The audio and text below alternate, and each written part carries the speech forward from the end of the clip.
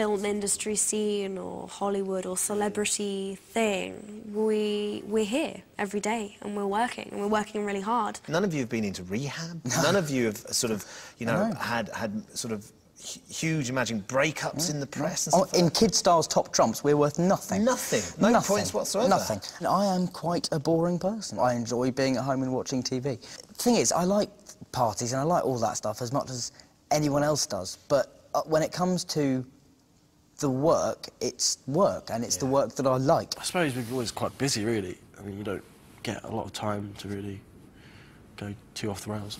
But I don't know. There's still time. Do you think that sort of you're ever going to get over being in Harry Potter? Do you think you'll ever sort of be able to leave it behind and say, right, that's done now? I'm not sure. Everyone keeps asking me now, like, wow, it must be incredible, and the memories and stuff, and you don't think of it. I don't know whether it's something to do about my age, but at this point in my life, I don't really look back at it that much and think, wow, that was, you know... I guess to put it in perspective is very hard to do at my age. I don't have anything to compare it to either. You don't remember that much of your life before you were 10 years old. I mean, obviously, I've got a few memories, but Sure. my life pretty much... My memory started work pretty much around 10 or 11, and that's how long I've been here for, so it's kind of all I know. Can you buy a pint of milk without people saying, oh, hello? Well, yeah, I mean, it's pretty much constant and it's kind of everywhere, but everyone's always really positive. It's just I've never really seen it as kind of something to really hide away from. It's always been... Yeah, I remember once when I was in America, I think I was in America somewhere, and someone wanted a photo with me, and I put my arm around her, and she told me not to touch her. So that was probably the only kind of bad experience. She asked for your photo and then said, don't touch me? That's what you do, isn't it? When I would have thought so. But yeah, she didn't want it. So that told you. Do you ever look back and think you've missed out on anything?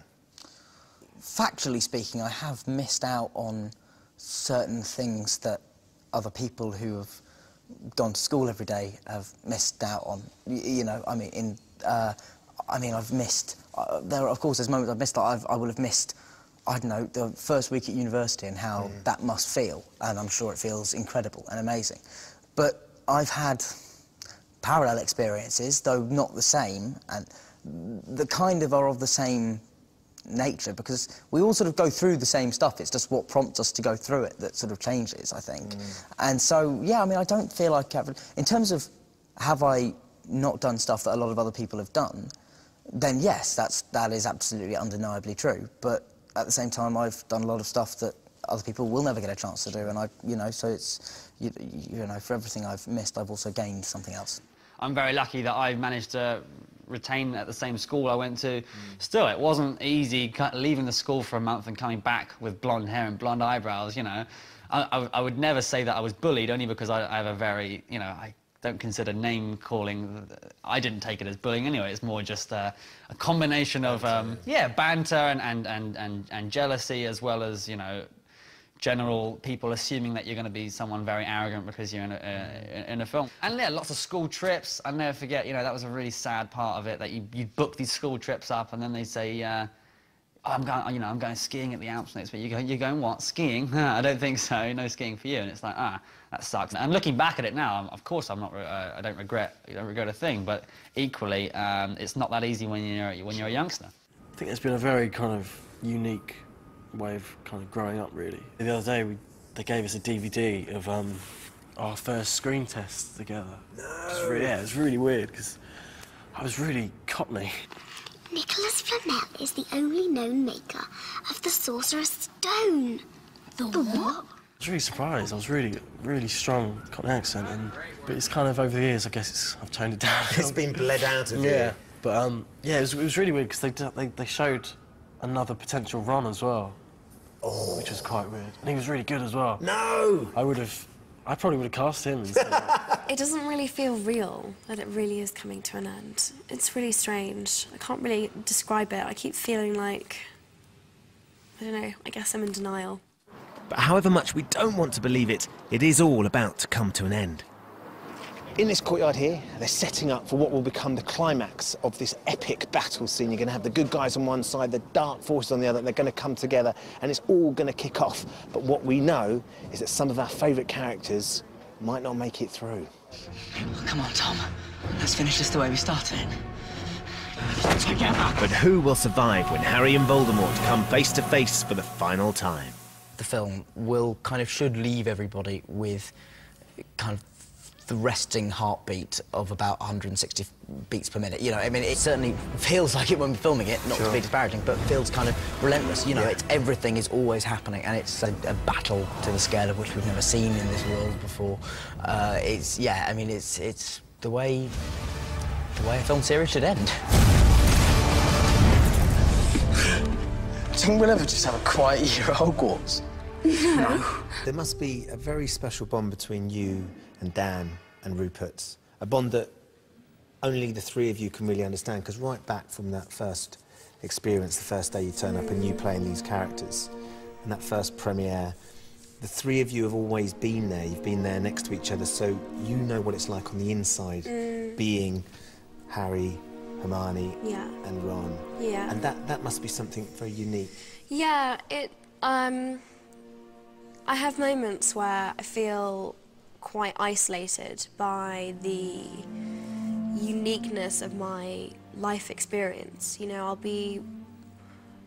I'll never be able to explain to anyone that I meet new that what my life has been like or what it's all like, really. You kind of have to be in it. So they are the only two other people in the world who I don't have to explain myself, and they just know. They've done everything with me, and that bond that we have, I think, even more than it is to us now, I feel like when this is over, our friendship will have a new importance for the three of us, because I think when it's over, we'll need each other more than we do even now, really. I'm Harry Potter. If you could look back to 10-year-old Dan, who's just about to embark on this journey, what would you say to him to prepare him? Have a good time. I don't know, what else would I say? Is there an essence that you'd sort of go, you know, don't get too carried away with it, don't believe the hype, you know, or... I don't think I tell myself anything that the 10-year-old me hadn't already sort of had. I was very unfazed by it all. Like, I didn't believe the hype, and I didn't get too swept up by it, and I always had fun, and I didn't, you know, so I don't know if there's anything I would say to him. I mean, that sounds awfully smug, but you know, I think any of the mistakes that I've made that I could give myself clues to when I'm 10, I wouldn't, because it's essential that I make them. And they've absolutely formed a huge part of the person that I am, along with everything else in my life. So, yeah, I mean, I don't know. I mean, I'd just probably tell him to not eat the food in the Great Hall after the third day of a scene. Well done, everybody. Thank you.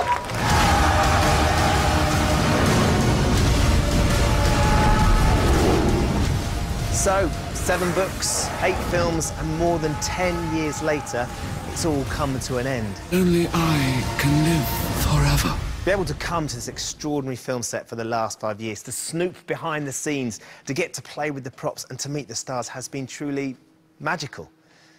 And even though it's going to be weird without it, because it's been such a huge part of all our lives for such a long time, I reckon that magic is going to linger on.